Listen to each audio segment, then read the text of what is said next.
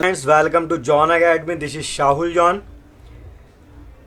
आज हम पढ़ने जा रहे हैं क्लास 7th का चैप्टर 4th, जिसका नाम है लड़के और लड़कियों के रूप में बड़ा होना।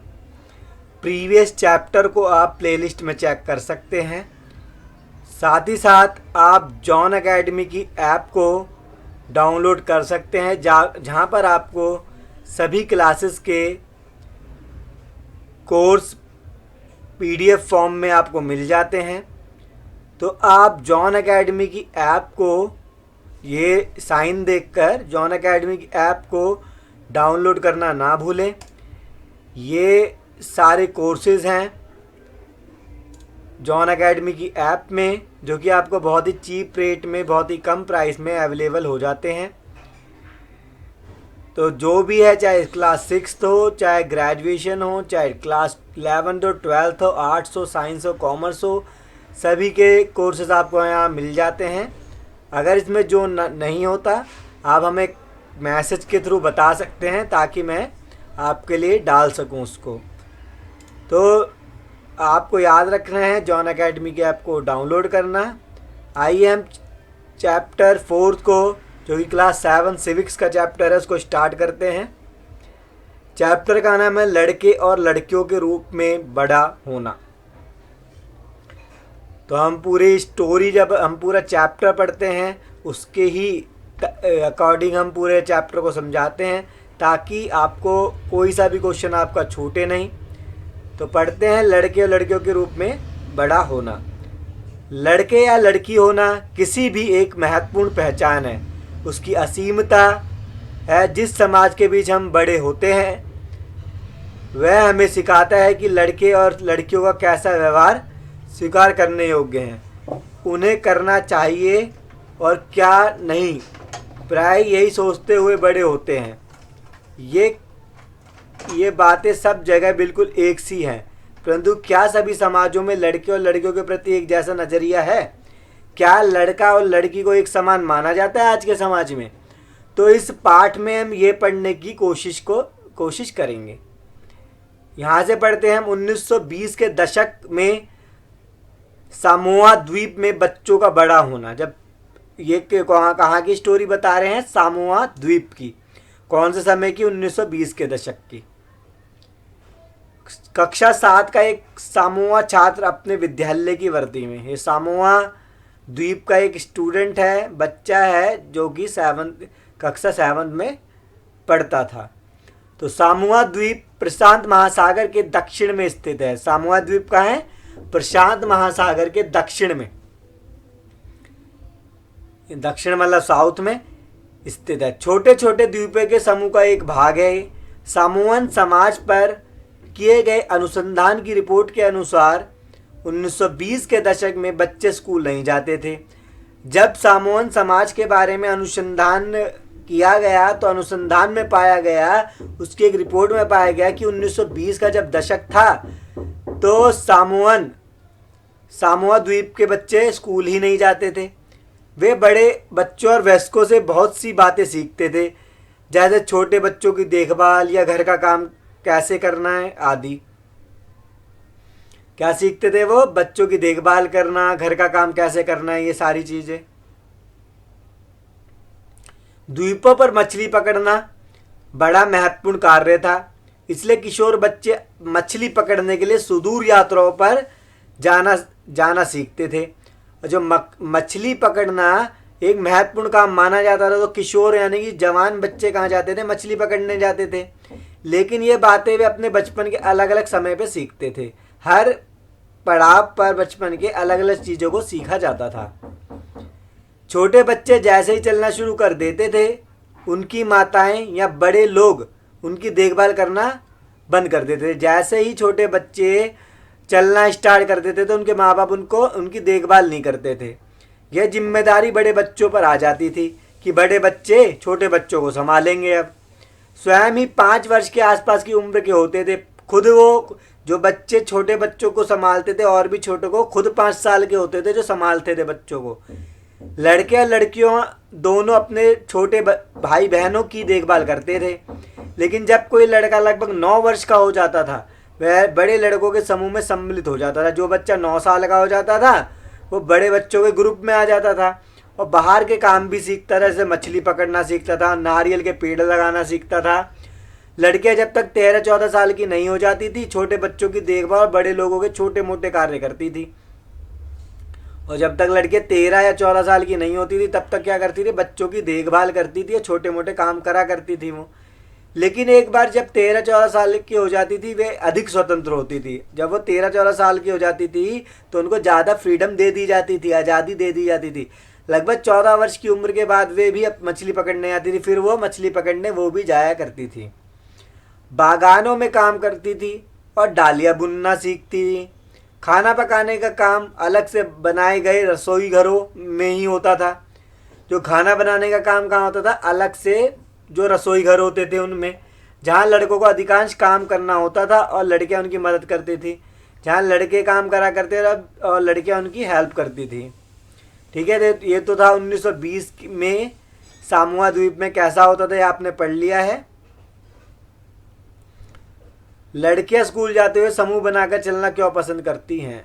एक साथ जाती हैं लड़कियां क्योंकि समाज में गलत कुछ देखा जाता है कि लड़कियों को लेकर चिंता व्यक्त की जाती है, इसलिए भी, और कुछ आपस में मिलकर इसलिए जाती है ताकि टाइम पास भी हो जाए। 1960 के दशक में मध्य प्रदेश में पुरुष के रूप में बड़ा होना। जो 1960 का दशक था तो मध्य प्रदेश में कैसा समाज था पुरुषों के लिए? निम्नलिखित आलेख 1960 में मध्य प्रदेश के एक छोटे शहर में रहने और स्कूल जाने के वर्णन से लिया गया है। कक्षा 6 में आने के बाद लड़के और लड़कियां अलग अलग स्कूल में जाते थे। लड़कियों के स्कूल लड़कों के स्कूल से बिल्कुल अलग ढंग से बनाए जाते थे। उनके स्कूल के बीच में एक आंगन होता था जहाँ में बाहरी दुनिया से बिल्कुल अलग रहकर वह स्कूल की सुरक्षा में खेलती थी। जो लड़कियाँ क्या होती थी, स्कूल के आंगन में ही, जैसा आपके भी स्कूलों में होंगे एक मैदान होगा स्कूल का, वहीं खेलती थी वो भी लड़कियां। ऐसे ही लड़कों के स्कूल में ऐसा कोई आंगन नहीं होता था, बल्कि उनके खेलने का मैदान में से एक छोटा बड़ा सा खुला स्थान था जो स्कूल से लगा हुआ था। हर शाम स्कूल के बाद लड़के सैकड़ों लड़कियों की भीड़ को संकरी गली से जाते हुए देखते थे। सड़कों पर जाती हुई लड़कियां बड़ी गंभीर दिखती थी।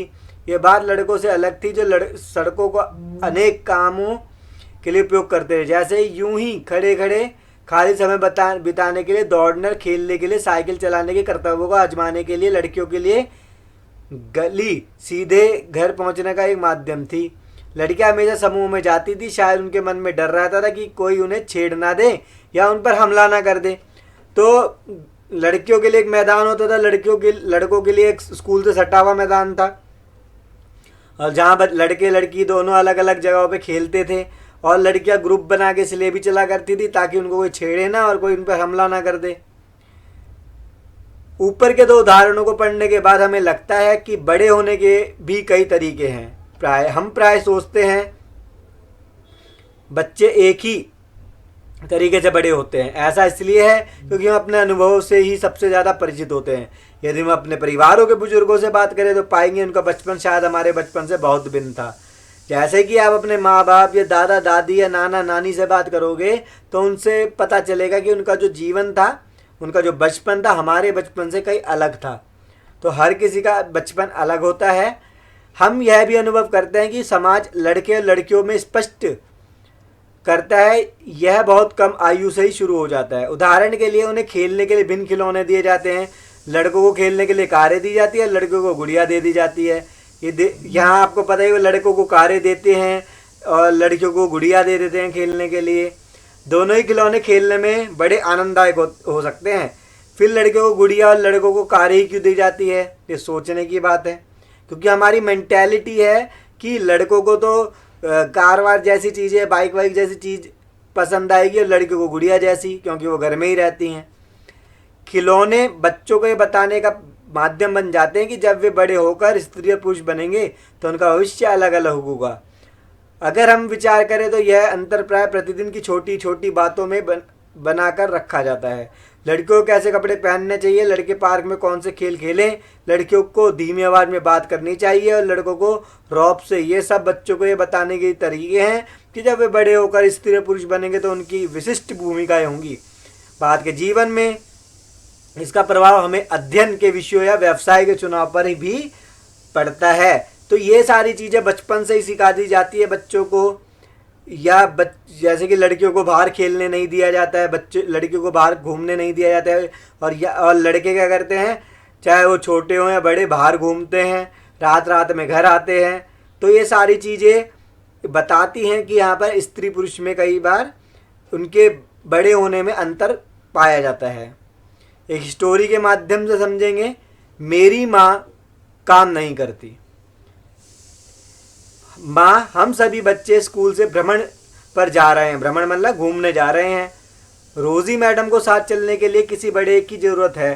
क्या आप अपने ऑफिस से एक दिन की छुट्टी लेकर हमारे साथ चल सकती हैं? तो जो बच्चे की मैडम है, रोजी मैडम, उन्होंने बोला अपने पेरेंट्स से पूछ लो कि एक दिन के लिए चल सकते हो बच्चों को घुमाने स्कूल की तरफ से। वैसे हरमित की माँ हमेशा ऐसे समय पर हमारे साथ जाती है क्योंकि वे कोई काम नहीं करती। सोनाली, तुम ऐसा कैसे कह सकती हो? तुम जानती हो जसप्रीत आंटी रोज सुबह 5 बजे उठ जाती है और घर भर के सारे काम करती हैं। हाँ, पर वे कोई काम तो नहीं कहें, ये तो बस घर के काम है। उनके मन में ये कोई काम तो कोई है, ये तो घर के काम है। लोगों के मन में ये होता है कि घर के जो काम होते हैं वो जो नौकरी करने वालों से ज़्यादा मतलब मेहनत के नहीं होते, माना जाता है कई बार। ओह, क्या तुम वाकई ऐसा सोचती हो? चलो ऐसा करते हैं, जसप्रीत के घर चलते हैं और उससे पूछते हैं कि वे खुद क्या सोचती है। श्री सिंह के घर पर हरशरण, सोनाली सोचती है कि आपकी पत्नी कोई काम काजी महिला नहीं है। तो हर्षण हंसते हैं, हाँ हाँ। पर आंटी, क्या वाकई ये ठीक नहीं है? मेरी माँ तो घरेलू महिला है, कोई काम कहाँ करती है। उसने बोला कि मेरी मम्मी तो घरेलू महिला है, हाउस वाइफ है, वो काम कहाँ करती हैं। तो जसप्रीत, यदि ऐसा है तो तुम कुछ आराम क्यों नहीं करती और कुछ एक बार जरा इन्हें ही सब कुछ खुद करने दो। उन्होंने बोला कि जसप्रीत, तुम ऐसा करो, अपना काम वाम छोड़ो, बच्चों से बोलो तुम काम करो अब जो घर का काम है। क्या बात है, ठीक, मैं कल हड़ताल पर चली जाती हूँ। वाह, कितना मज़ा आएगा, कल हम पापा के साथ मिलकर सारा काम संभालेंगे। तो बच्चे खुश हो गए। अगली सुबह 7:30 बजे, हे भगवान साहब, मैं तो देखो मेरा नाश्ता कहाँ है और बच्चे अभी तक तैयार क्यों नहीं हुए। यहाँ पर यह बताने का प्रयास किया गया है कि घर के काम को भी इम्पोर्टेंस देनी चाहिए, क्योंकि घर का काम हो या बाहर का काम, दोनों में ही मेहनत लगती है। तो वे कहते हैं, मैं क्या जानूँ, याद है ना, मैं तो हड़ताल पर हूँ, आज तो मंगला ने भी छुट्टी ले रखी है। ओहो, ये तो स्कूल बस थी, अब तो मुझे बच्चों को कार से ही स्कूल छोड़ना होगा। जल्दी करो जल्दी, और हरमित को कहो कि वह पंप का स्विच ऑन करे। लेकिन बच्चों के लंच बॉक्स का क्या होगा? अरे यह भी उसके बारे में भूल जाओ, मैं तुम्हें कुछ पैसे दे दूंगा, तुम कैंटीन से कुछ खरीद लेना। माँ ने इसके लिए पहले ही पैसे दे दिए हैं। शाम 6 बजे, डिंग डिंग। मैं तो बिल्कुल थक चुका हूँ, कुछ चाय वाय हो जाए। मैं तो भूल गया था कि तुम हड़ताल पर हो, मैं खुद ही कुछ बनाता हूँ। अब उनको घर का काम खुद करना पड़ रहा है। पूरा घर तो देखो जैसे कि यहाँ कितना तूफान मचा हो। तुम क्या सोचते हो कि सुबह तुमने घर को जैसी हालत में छोड़ा था वह वैसी हालत में दिन भर रहेगा? हरमित, कमबख्त, चाय की पत्तियाँ कहाँ रखी हुई है? ही, क्या अभी भी वे सोचते हैं कि मैं काम नहीं करती हूँ? और अभी तो मैं उन्हें याद दिलाऊंगी कि चाचा जी और चाची जी रात के खाने पर आने वाले हैं। तो जो महिला है बताने के प्रयत्न कर रही है, कोशिश कर रही है कि घर के काम और जो ड्यूटी पे काम होते हैं दोनों में ही मेहनत लगती है। अधिकांश समाजों में, जिनमें हमारा समाज भी शामिल है, पुरुष और स्त्री की भूमिका उनके काम के महत्व को समान नहीं समझा जाता। पुरुष और स्त्री की हैसियत एक जैसी नहीं होती। आओ देखें कि पुरुषों और स्त्रियों के द्वारा किए जाने वाले कामों में समानता कैसे है। घरेलू काम का मूल्य। हरमित के यहाँ तो आप समझ गए होंगे कि यहाँ पर बता दिया गया है कि घर का काम भी बहुत मेहनत वाला होता है। घरेलू काम का मूल्य। हरमित के परिवार को नहीं लगता था कि जसप्रीत घर का काम जो करती है वह वास्तव में काम था। उनके परिवार में ऐसी भावना का होना कोई निराली बात नहीं थी। सारी दुनिया में घर के काम की मुख्य जिम्मेदारी स्त्री की होती है, जैसे देखभाल संबंधी कार्य, परिवार का ध्यान रखना, विशेषकर बच्चों, बुजुर्गों और बीमारों का। फिर भी जैसा हमने देखा, घर के अंदर किए जाने वाले कार्यों को महत्वपूर्ण नहीं समझा जाता। जो घर में काम किए जाते हैं उसको महत्वपूर्ण नहीं समझा जाता। मान लिया जाता है कि वे स्त्रियों के स्वाभाविक कार्य मान लेते हैं, ये तो करना ही है महिलाओं को, तो इसलिए उनको इम्पोर्टेंस नहीं देते। इसलिए उनके लिए पैसा देने की कोई ज़रूरत नहीं। समाज इन कार्यों को अधिक महत्व नहीं देता, घर के काम को। मिलानी अपनी बच्ची के साथ। अब पढ़ते हैं, घर पर कार्य करने वालों का जीवन कैसा होता है। उपयुक्त कहानी में केवल हरमित की माँ ही घर के काम नहीं करती थी, काफ़ी सारा काम मंगला करती थी, जो उनके घरेलू काम में मदद के लिए लगाई गई थी। बहुत से घरों में, विशेषकर शहरों और नगरों में, लोगों को घरेलू काम के लिए लगा लिया जाता है। बहुत से शहरों में क्या करते हैं, नौकरी पे रख लेते हैं नौकरानी या नौकर को, जो कि घर का काम करे। वे बहुत काम करते हैं, जैसे झाड़ू लगाते हैं, सफाई करते हैं, कपड़े बर्तन धोते हैं, खाना पकाते हैं, छोटे बच्चों बुजुर्गों की देखभाल करते हैं। घर का काम करने वाली अधिकांश स्त्रियां होती हैं। कभी कभी इन कार्यों करने के लिए छोटे लड़के लड़कियों को काम पर रख लिया जाता है, कई बार छोटे बच्चों को भी। घरेलू काम का अधिक महत्व नहीं है, इसलिए इन्हें मजदूरी भी कम दी जाती, पैसे भी कम मिलते हैं उनको। घरेलू काम करने वालों का दिन सुबह 5 बजे शुरू होता है, देर रात 12 बजे तक चलता है। जी तोड़ मेहनत करने के बावजूद नौकरी पर रखने वाले उनसे सम्मानजनक व्यवहार नहीं करते, अच्छे से रिस्पेक्ट भी नहीं करते जो घर का काम करते हैं। दिल्ली में घरेलू काम करने वाली एक स्त्री मेलानी ने अपने अनुभव के बारे में इस तरह बताया था। दिल्ली में एक महिला जो घर का काम करती है, वो अपने बारे में बता रही है, अपने एक्सपीरियंस को। मेरी पहली नौकरी एक अमीर परिवार में लगी थी, जो 3 मंजिले भवन में रहता था। मैम साहब अजीब महिला थी, जो हर काम करवाने के लिए चिल्लाती रहती थी। मेरा काम रसोई का था, रसोई मतलब किचन का। दूसरी 2 लड़कियां सफाई का काम करती थी। हमारा दिन सुबह 5 बजे शुरू होता। नाश्ते में हमें 1 प्याला चाय और 2 रूखी रोटी मिलती। हमें तीसरी रोटी कभी नहीं मिलती। शाम के समय जब मैं खाना पकाती थी, दोनों लड़कियां मुझसे 1 और रोटी की मांगती रहती थी। मैं चुपके से उन्हें 1 रोटी दे देती थी और खुद भी 1 रोटी ले लेती थी। हमें दिन भर काम करने के बाद बड़ी भूख लगती थी। हम घर में चप्पल नहीं पहन सकते थे, ठंड के मौसम में हमारे पैर सूज जाते थे। मैं मैम साहब से डरती थी, परंतु मुझे गुस्सा भी आता, अपमानित भी महसूस करती थी। क्या हम दिन भर काम नहीं करते थे? क्या हम कुछ सम्मानजनक व्यवहार के योग्य नहीं हैं? तो ये महिला की स्टोरी है जिनके साथ व्यवहार नहीं किया जाता है अच्छा। घरेलू काम, जो घरों में काम करने आती है महिलाएं, तो वो अपने बारे में उन्होंने बताया। वास्तव में जिसे हम घरेलू काम कहते हैं, उसमें अनेक कार्य सम्मिलित रहते हैं, शामिल होते हैं बहुत से कार्य। इनमें से कुछ कामों को बहुत शारीरिक श्रम लगता है। ग्रामीण और शहरी क्षेत्र में औरतों और लड़कियों को दूर दूर से पानी लाना पड़ता है। ग्रामीण क्षेत्रों में, यानी कि गाँव के अंदर क्षेत्रों में, स्त्रियों और लड़कियों को जलाऊ लकड़ी के भारी गट्ठर से सिर पर ढोने पड़ते हैं, कपड़े धोने पड़ते हैं, सफाई, झाड़ू, वजन, ये सब काम करना पड़ता है, उठाना पड़ता है। झुकने उठाना, सामान लेकर चलने की ज़रूरत होती है। बहुत से काम जैसे खाना बनाना आदि में लंबे समय तक गर्म चूल्हे के सामने खड़ा रहना पड़ता है। स्त्रियां जो काम करती है वे भारी और थकाने वाली शारीरिक काम होता है, जबकि हम आमतौर पर सोचते हैं कि पुरुष ही ऐसा काम कर सकते हैं। घरेलू और देखभाल के कामों का एक अन्य पहलू जिसे हम महत्व नहीं देते, वह है इन कामों में लगने वाला लंबा समय। इन कामों में बहुत ज़्यादा लंबे समय भी लगता है काम करने में। वास्तव में यदि हम स्त्रियों द्वारा किए जाने वाले घर और बाहर के कामों को जोड़े तो हमें पता चलेगा कि कुल मिलाकर स्त्री पुरुषों से अधिक काम करती है। अगर आप जोड़ोगे तो पुरुष तो 8 घंटे 10 घंटे काम करते हैं, और महिलाएं अगर घरेलू काम करने जाती है तो 12-12 घंटे से भी ज़्यादा काम करती हैं। तो ये तालिका में भी दिखा रखा है।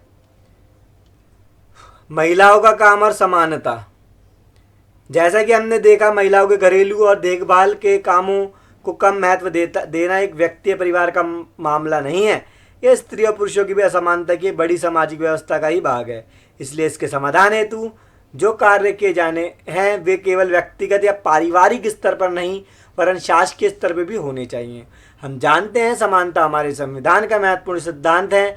संविधान कहता है कि स्त्री या पुरुष होने के आधार पर भेदभाव नहीं किया जाना चाहिए। महिला हो या पुरुष, उसके साथ भेदभाव नहीं होना चाहिए आपस में, परंतु वास्तविकता में लिंग भेद किया जाता है, यानी कि जेंडर के बेस पे, लिंग के बेस पे भेदभाव किया जाता है। सरकार इसके कारणों को समझने के लिए और इस स्थिति को सकारात्मक निदान ढूंढने के लिए वचनबद्ध है। उदाहरण के लिए सरकार जानती है कि बच्चों की देखभाल और घर के काम का बोझ महिला और लड़कियों पर पड़ता है। बच्चों की देखभाल का बोझ किस पे पड़ता है? घर के काम का बोझ महिलाओं पर पड़ता है या लड़कियों पर? स्वाभाविक रूप से इसका असर लड़कियों के स्कूल जाने पर भी पड़ता है। इससे निश्चित होता है कि क्या महिलाएं घर के बाहर काम कर सकेगी, और यदि करेगी तो किस प्रकार का काम या कार्य क्षेत्र चुनेगी। पूरे देश के कई गाँवों में शासन ने आंगनवाड़ी और बालवाड़ियाँ खोली हैं। शासन ने एक कानून बनाया है जिसके तहत यदि किसी संस्था में महिला कर्मचारियों की संख्या 30 से अधिक है तो उसे वैधानिक रूप से बालवाड़ी यानी कि क्रैश की सुविधा देनी होगी। बालवाड़ी की व्यवस्था होने से बहुत सी महिलाओं को घर से बाहर जाकर काम करने में सुविधा होगी। जहाँ पर बच्चों को छोड़ दिया जाता है, जिसमें वो देखभाल करती है बालवाड़ी के अंदर, दूसरे जो लेडीज़ें होती है और बाकी जो उनकी माएँ होती हैं काम करने के लिए जा सकती हैं वहाँ छोड़कर अपने बच्चों को। इससे बहुत सी लड़कियों का स्कूल जाना भी संभव हो सकेगा। तो बालवाड़ियाँ भी बनाई गई हैं, जो क्रैश कहते हैं। तो ये चैप्टर आपका यहीं समाप्त होता है। अगर आपको ये वीडियो पसंद आई है तो इस वीडियो को लाइक शेयर करना ना भूलें। साथ ही जॉन एकेडमी की ऐप को प्ले स्टोर से डाउनलोड करना ना भूलें।